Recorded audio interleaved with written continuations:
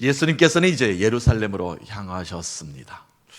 맡겨진 사역 최종 목적지가 이제 예루살렘이었기 때문에 그렇죠. 한 걸음 더 나아가면 예루살렘 골고다 언덕에서 십자가에서 죽으시기 위해서 이제 가시는 것입니다. 예루살렘으로 가시는 길은 우리가 알다시피 화려한 왕으로 등극하는 그런 모습도 아니었고요. 정치인들이 반기고 환영하는 모습으로 그의 문을 열어준 것도 아니었습니다. 또한 예수님께서 예루살렘 가셔서 남아있는 이 인생의 마지막을 이제는 좀 예루살렘 도시에 가서 살아야 되겠다, 그 마음으로 가는 것도 아니지요. 제자들이 지금 갈릴리에서 다른 곳에서 고생 많이 하였으니까 이제는 고생 많이 하였다, 예루살렘 가서 나와 함께 이제 마지막 여생을 행복하게 살자, 그것 때문에 가시는 거 아니지 않습니까?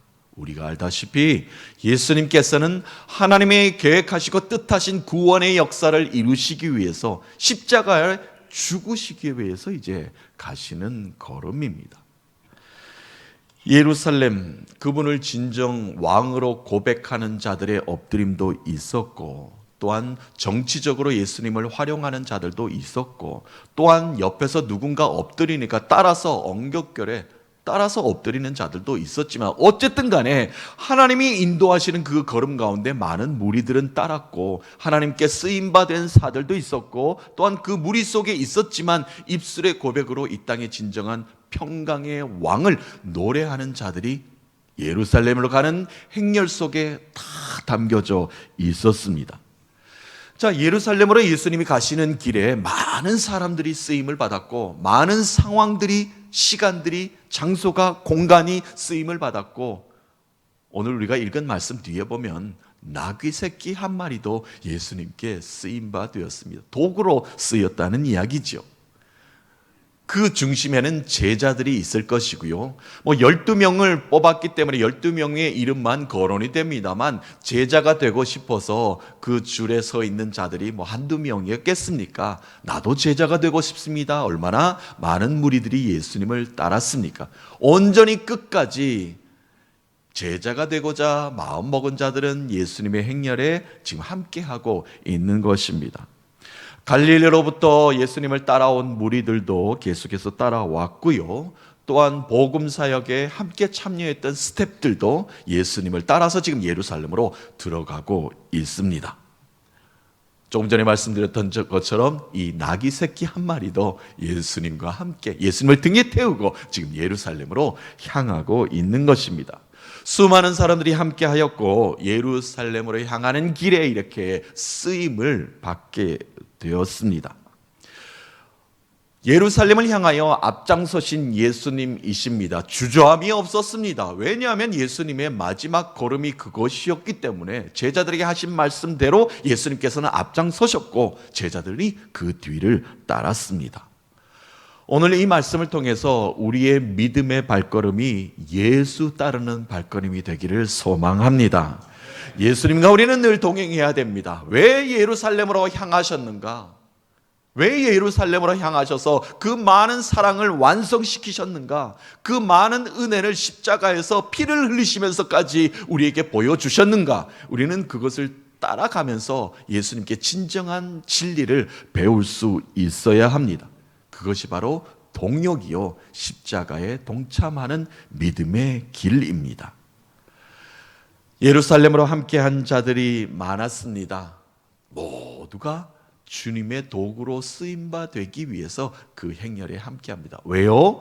하나님의 살아 역사하심을 찬송하면서 따랐기 때문에 그렇지요. 그리고 십자가에 가는 길을 함께 동행해 주었기 때문에 그러합니다. 먼저 예루살렘으로 가시는 길에, 향하시는 길에 나귀, 또 새끼 나귀 한 마리가 쓰임을 받았습니다.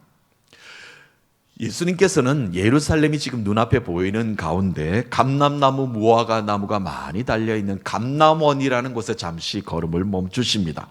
벳바게와 베다니 사이에 둔 지명인데요, 그곳에 이르셨을 때 두 명의 제자를 부르셔요. 그리고 너희는 저기 건너편에 가서 매여 있는 나귀 새끼 한 마리가 보일 것이다. 그러면 그것을 풀어서 내게 가지고 오라 라고 이렇게 준비를 시킵니다. 아직 한 번도 타보지 않은 나귀 새끼가 이렇게 매여 있는 겁니다. 그것을 풀어 가지고 오라 말씀하셔요. 주인이 왜 가져가는가 이렇게 물으면 주님이 쓰시겠다 하라, 그렇게 말만 하고 너희는 그냥 풀어서 가져오기만 하면 된다라고 예수님께서 말씀하셨습니다. 왕의 귀한 아닙니까? 진정한 이 땅의 평화의 왕, 평강의 왕, 구원의 왕이 지금 예루살렘으로 들어가시는데 지금 멋있는 백마를 타고 가는 것도 아니고요, 잘 준비되어 있는 준마를 타고 가는 것도 아닙니다. 모두의 예상을 깨고는 아무도 타지 못한 어린 나귀 새끼가 쓰임을 받게 되었습니다. 평화의 왕, 겸손의 왕, 예수님이 그렇게 새끼 나귀 한 마리를 풀어서 예루살렘으로 향하신 것입니다.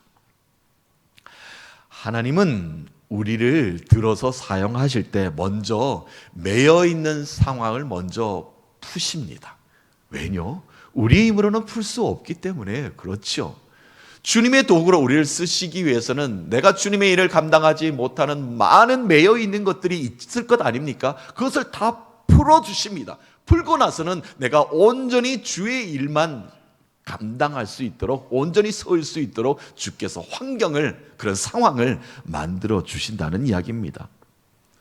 우리가 주의 일을 감당하지 못하는 어려운 상황 가운데 있다는 것 주님 다 이미 아십니다.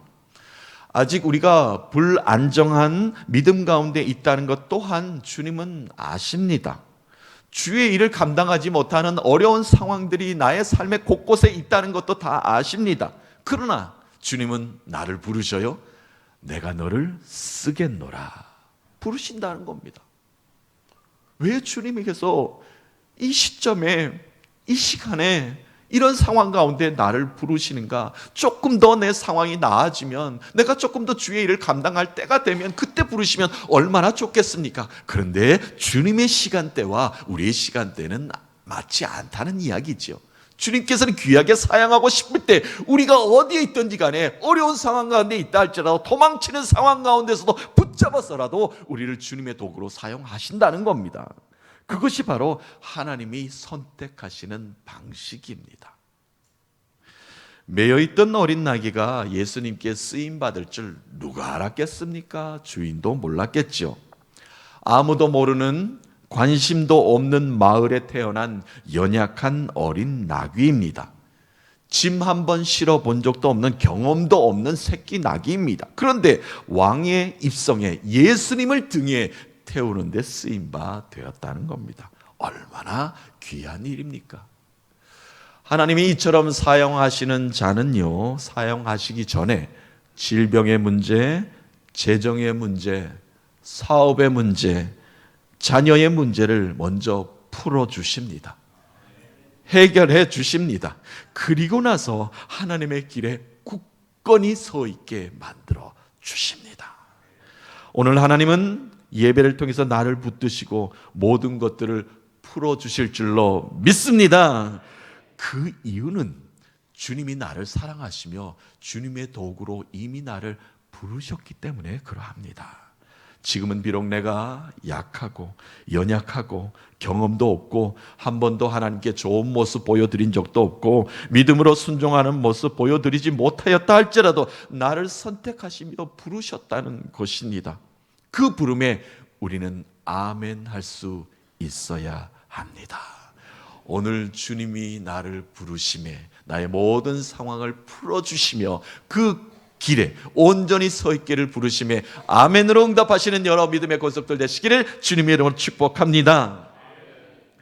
예루살렘으로 가는 길에 함께하는 자는 아낌없이 내어드리는 자들이었습니다. 자신의 모든 것 내려놓고 주님을 따랐던 자들이죠. 그 중에 아낌없이, 생각지도 못했던 아낌없이 내드린 자가 바로 나귀 새끼 한 마리를 드린 자 아닙니까? 자신의 소유입니다. 제자들이 풀어갈 때 왜 가져가는가 소리치지 않았습니다. 주께서 쓰시겠다고 하니 주님 쓰시옵소서. 이 나귀 새끼를 자기가 귀하게 여겼을 수도 있고요, 정말 귀하게 태어난 나귀, 엄청나게 사랑하는 나귀가 새끼일 수도 있습니다. 그런데 주가 쓰시겠다 하니까 그냥 풀어서 내드렸다는 이야기입니다. 성경에서는요, 하나님의 부르심에 자신의 모든 것들을 하나님께 내어드리면서 올인한 인물들을 하나님께서 귀하게 사용하셨고 쓰임 받았습니다. 특별히 아브라함 기억해 볼까요?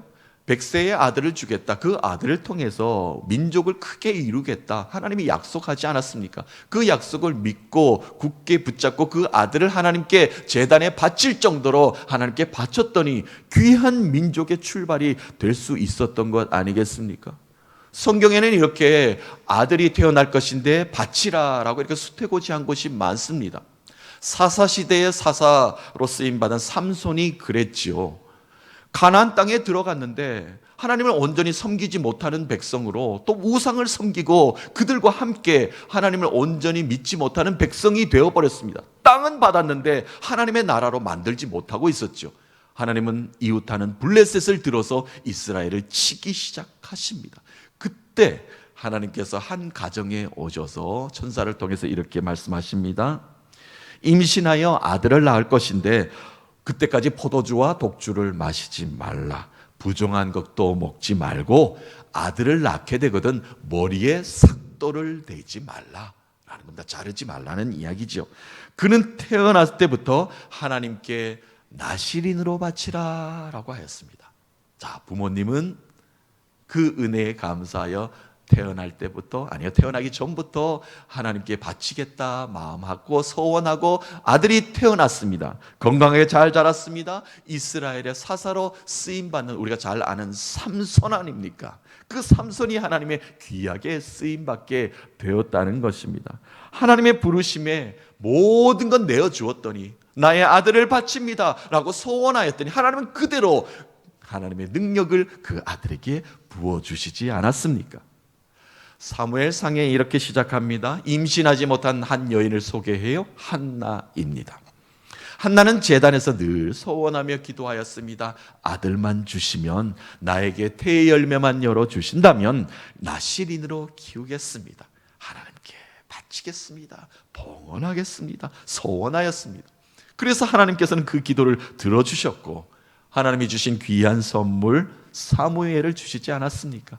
이 사무엘 어려서부터 주의 제단에 받침받되어 하나님께 예배하며 제사장 일을 열심히 수련을 하였습니다. 후에 하나님께서 이 사무엘을 귀하게 사용하셨죠.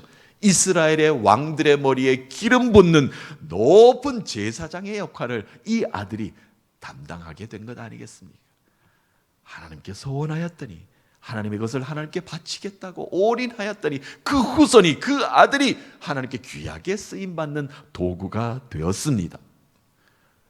주님께서 쓰시겠다고 하면 순종하며 주께 바칠 수 있어야 됩니다.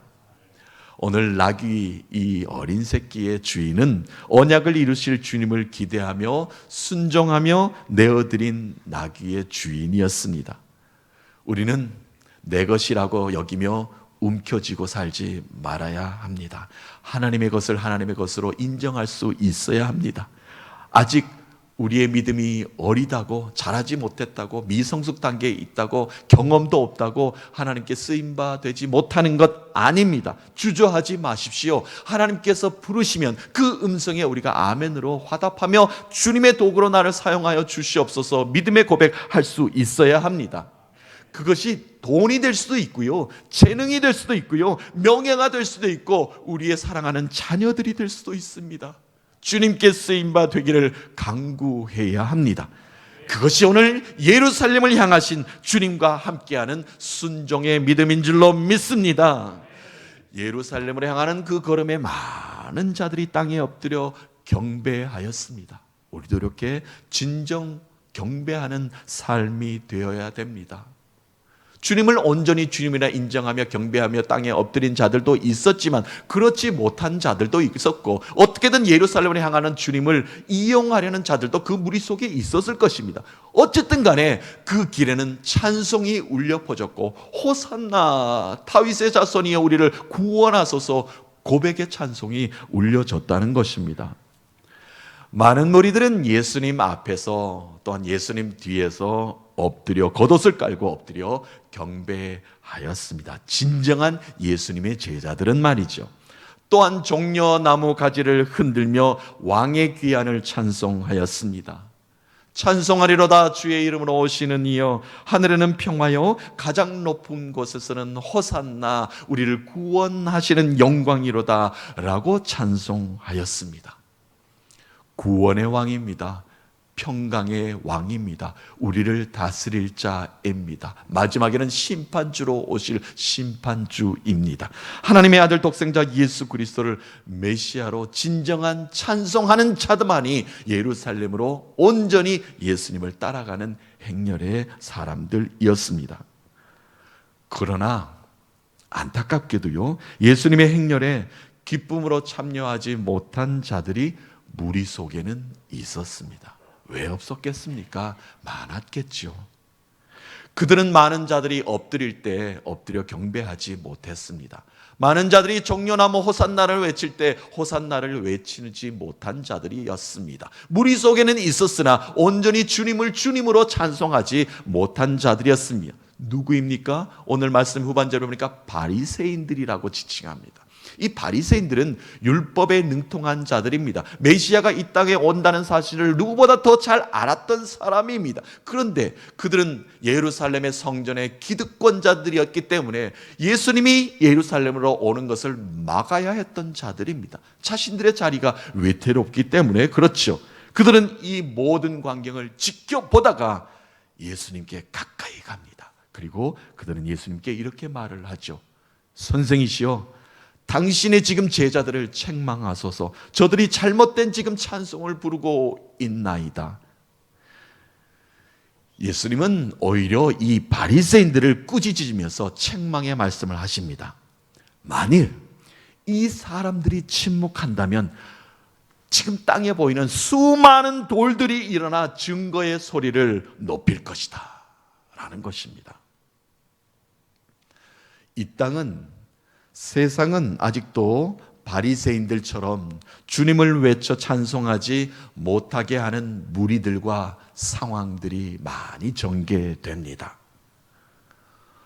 혹여 우리의 삶 가운데, 우리 교회 사역 가운데, 믿음의 걸음 가운데 맡겨진 사명을 감당하지 못하도록 잠시 멈추게 만드는 일들이 있다 하여도 눈에 보이는, 흔해 보이는 돌뿐만이 아니라 모든 자연을 일으켜 세우셔서 하나님의 살아계심을 증거케 만드실 것입니다.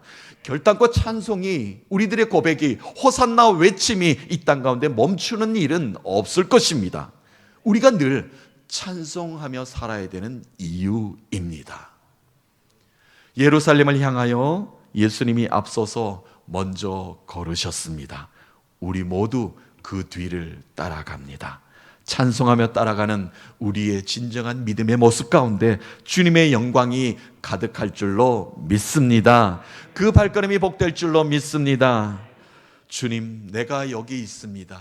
예루살렘을 향하는 길에 내가 온전히 믿음으로 찬송하며 따르겠습니다. 이렇게 고백하시면서 한 주간 주님이 가신 십자가의 길을 묵상하시는 여러 믿음의 권속들 되시기를 예수 그리스도의 이름으로 축복합니다.